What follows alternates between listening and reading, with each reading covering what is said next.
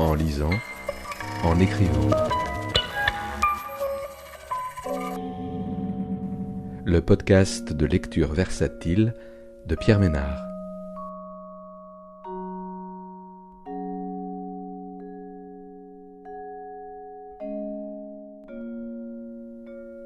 Aujourd'hui, Couple de Corinne Lovera-Vitali, à paraître en janvier 2021 aux éditions MF.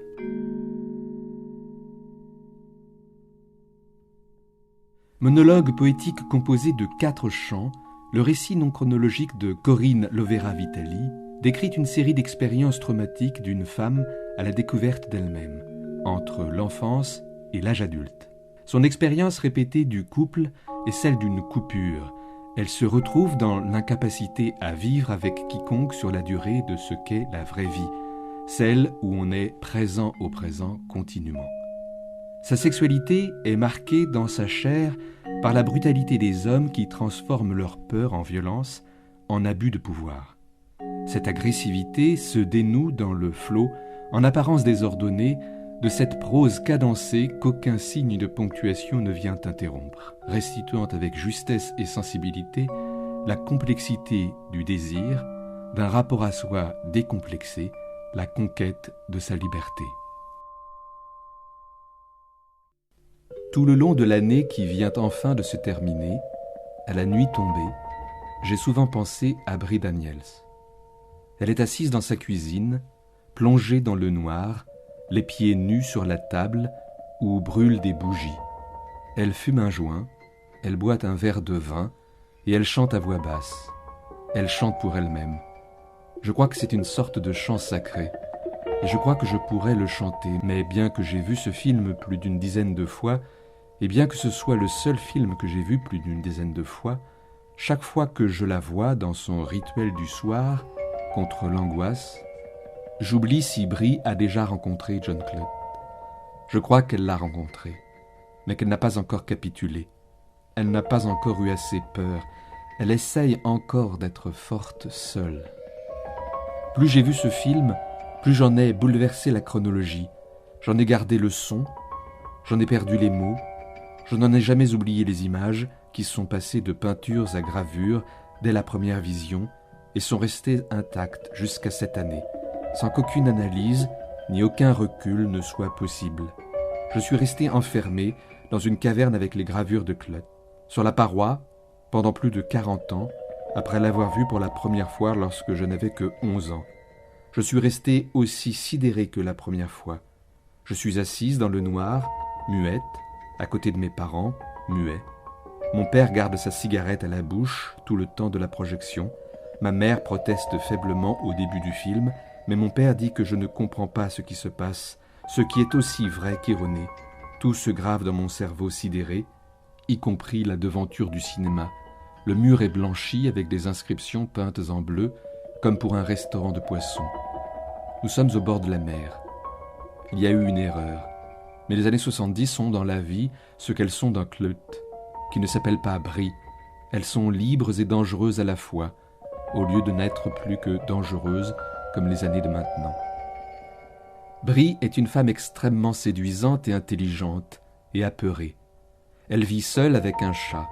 Elle va parler quelquefois avec une femme plus âgée qui porte un chignon, tandis que Brie a les cheveux coupés très courts.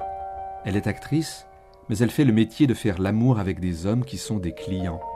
Elle est apeurée d'une façon qui ne semble pas reliée à l'amour qu'elle fait avec les hommes qui sont des clients, mais reliée à cet appartement où elle vit seule avec le chat. Son téléphone sonne pour qu'elle donne rendez-vous à ces hommes. Il n'est pas question de sa famille, ni de ses amis. Le chat n'est pas très affectueux non plus. Puis John Clutt arrive et Brie se moque de lui. Mais Clutt est patient. Il n'est pas comme les autres hommes. Il ne serait certainement pas un client. Il parle très peu. Il dort d'abord dans un lit pliant, dans la cave qu'il a louée en dessous de chez Brie, puis il dort dans le fauteuil de Brie. Il surveille son toit, qui est une verrière, parce qu'un homme qui a été un client cherche à tuer Brie après avoir brutalisé et tué d'autres femmes. Clutt n'est pas en colère lorsqu'elle le repousse. Cela ne change rien à son sentiment. Il va arriver à sauver Brie. Il va la sauver, ce qui est prouvé à la fin, par le déménagement de Brie, et un vêtement nouveau qu'elle porte, et un sourire qu'elle a pour Clotte, qui va vivre avec elle, c'est ce que je comprends depuis la première fois que je vois ce film, qui imprègne ma vie jusqu'à la fin de l'année, qui vient enfin de se terminer, et ma vie ne s'est pas terminée. Je croise parfois Brie dans la rue. Elle est toute menue désormais. Elle ne teint pas ses cheveux qui sont très blancs. Elle porte des lunettes en écailles noires et un rouge à lèvres rouge baisé. Elle me sourit en grand comme le font les femmes comblées. Elle tient le bras de Clotte. Elle est pelotonnée sous une des ailes de Clotte qu'elle doit connaître par cœur. Elle s'agrippe à ses biceps comme on s'agrippe à un morceau du corps de la personne qu'on aime, de façon que chaque pression empêche d'oublier l'espace de coups de chance inouï qu'on a eu de s'être trouvé et de ne pas s'être perdu. Je souris moi aussi à Brie. Mon sourire est moins plein, j'ai conscience qu'il ne découvre pas mes dents et qu'il est asymétrique. Seul le petit zygomatique de gauche travaille, seule une moitié de moi sourit. C'est celui de mes sourires que j'utilise le plus souvent désormais. C'est le sourire clin d'œil à cette chance que je vois passer, et c'est le sourire pour soi seul. Il est peut-être triste, je sais bien ce que Brie me dit en me souriant.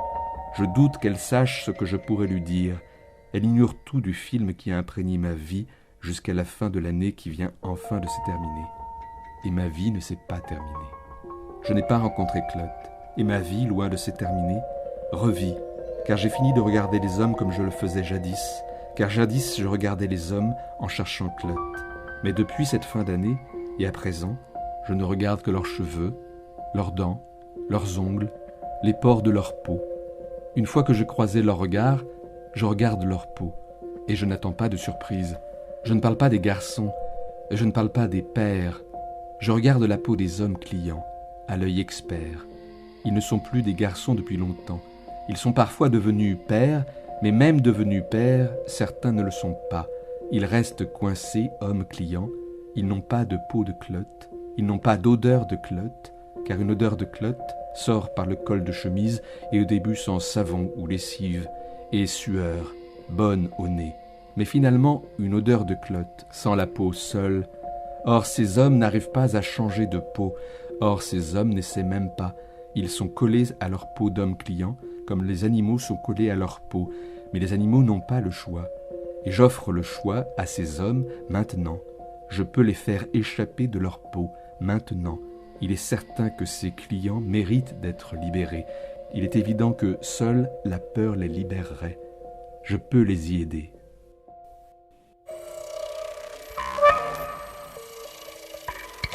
En lisant, en écrivant. Le podcast de lecture versatile de Pierre Ménard.